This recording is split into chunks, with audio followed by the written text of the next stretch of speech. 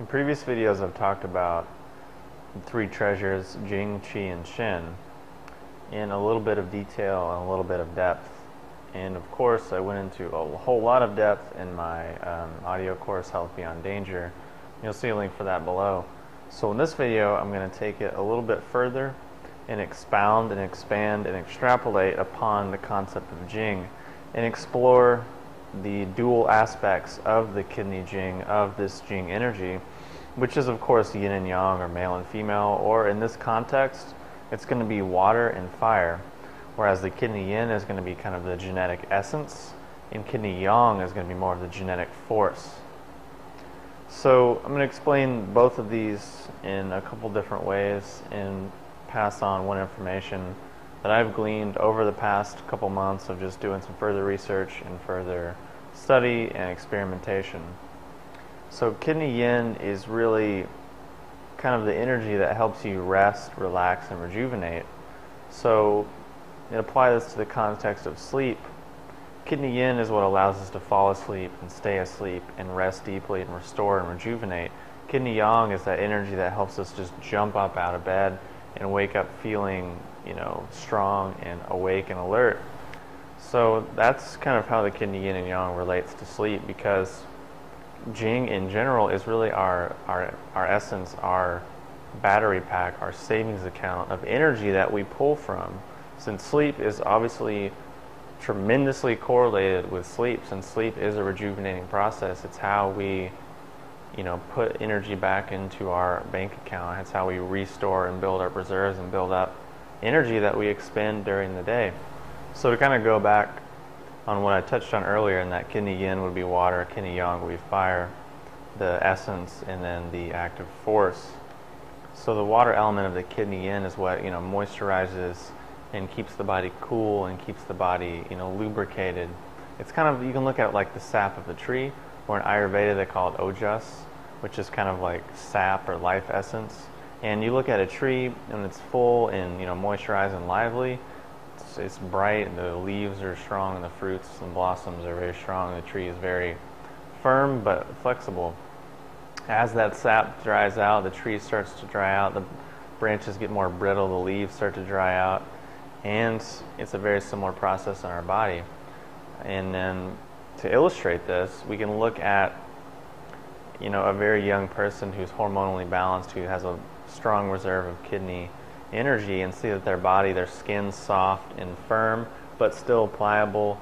They have hair on their head, their teeth are strong. All these foundational things in their body are very strong and structured, whereas someone who's very old, you can just kind of look at them and you can see the sap has kind of dried out. Their hair is kind of brittle and not really growing in. Their teeth are very brittle. Their bones are very brittle. Their joints are very squeaky, not very lubricated. Their sexual energy is massively, probably non-existent, or just significantly depleted. So the water element is of course associated with all of these foundational water-based things in our body: bone marrow, bones, blood, things like that. But of course our sexual fluids, our sexual reproduction, and our potency, and our sperm count, things like that.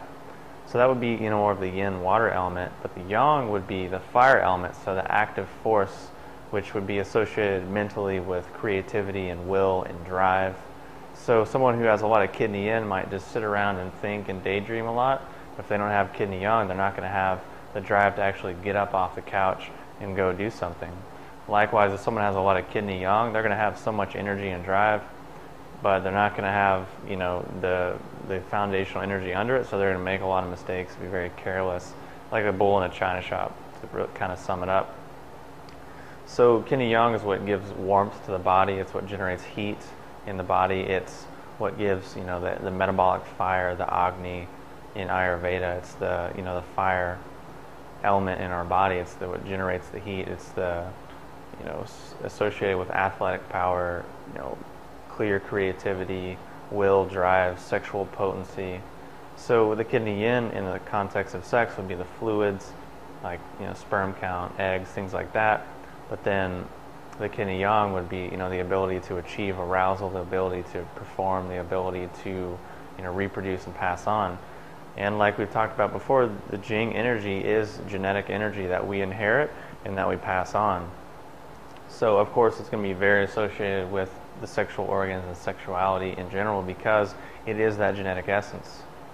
So since it's the foundational energy, since it's so important, and since it's really the battery pack that everything else in our energy hinges upon, it's important to conserve it, it's important to build it, it's important to have a lifestyle that supports the optimal and most efficient utilization of this energy, because it's hard to get back once you've burned it out. You got to take herbs, you got to change your lifestyle, you got to do exercises, certain qigongs and yogas to build this back up. It's something that takes effort and discipline, but it can be done. It's something that, from where I'm at now, when I look back, I can see the depletion, I can see the deficiency, and then I can see how the energies come back. And I can see it almost as being very young and then dropping down and then coming back up.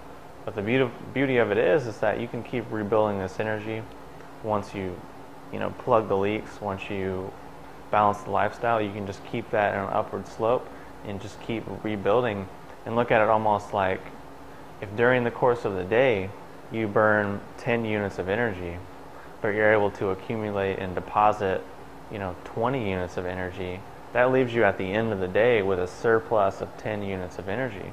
So if you have the majority of your life in a surplus and you're always depositing energy into that bank account, always building that kidney energy, so you're going to do a lot for your overall health, longevity, creativity, mental clarity, sexual, reproductive, athletic power, all of those things, as well as more of the surface, superficial kind of things like just beauty, skin health, hair health, eyesight, clarity of the eyes. All of these things are going to be improved because you're literally making the root of the tree stronger.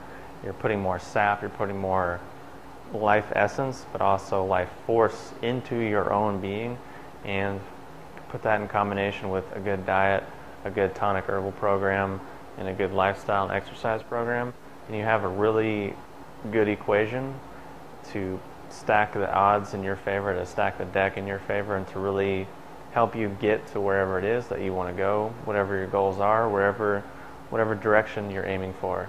So that's kidney Jing, yin and yang, in a little bit more detail. If you have any questions, post them below, and I'll talk to you soon.